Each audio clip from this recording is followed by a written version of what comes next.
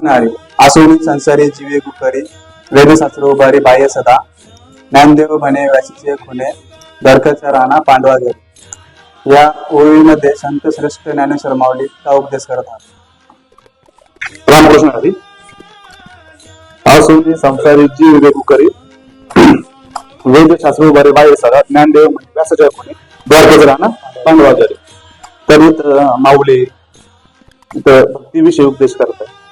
ते आपण साधारणतः प्रत्येक जीवा भक्ती करत असतो, भजनशील आहे प्रत्येक.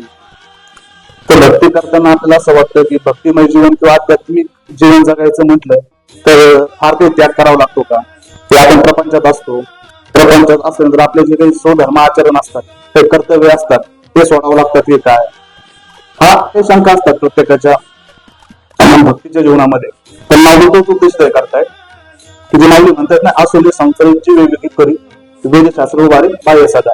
तर माऊली हे सांगता यामधून देह स्त्री पुत्र गृह हृदय संसारात असून देखील तुम्ही तुमच्या मुखाला हरिनामाचं प्रखर असं व्यसन लावून घ्या असे वेदशास्त्र आधी हातून जाऊन सांगतात. तर मग अशी भक्ती कोणी केली? तर पुढे माऊली प्रमाण देत आहेत. ज्ञानदेव म्हणे व्यासाच्या खुणे, द्वारकेचा राणा पांडवा घरी. तर द्वारकेचा राणा हा पांडवा घरी. तर म्हणजे पांडवांचं घर कुठलं होतं? पांडवांना आयुष्यभर बघितलं तर घर नव्हतं. तर पांडवांना जी भक्ती केली भगवान श्रीकृष्णाची, ही व्यासाची खुणे, म्हणजे व्यासांनी दिलेली खुणे.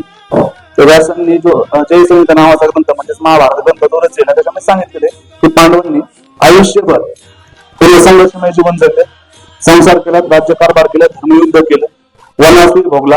त्यामध्ये त्यांनी कुठेही भगवंताची भक्ती सोडली नाही. सर्व संसारात प्रपंचात असून देखील भक्ती केली. तशीच भक्ती आपल्याला ही करता येते. म्हणजे म्हणते मावते ना, द्वारकेचा राणा पांडवा घरी. तरी द्वारकेचा राणा भगवान श्रीकृष्ण पांडवाच्या घरी होता. म्हणजे पांडवाचा ते घर हा देह, मनुष्य देह, या देहामध्ये तो अनुभवास आला हरिनामाची भक्ती केल्यानंतर.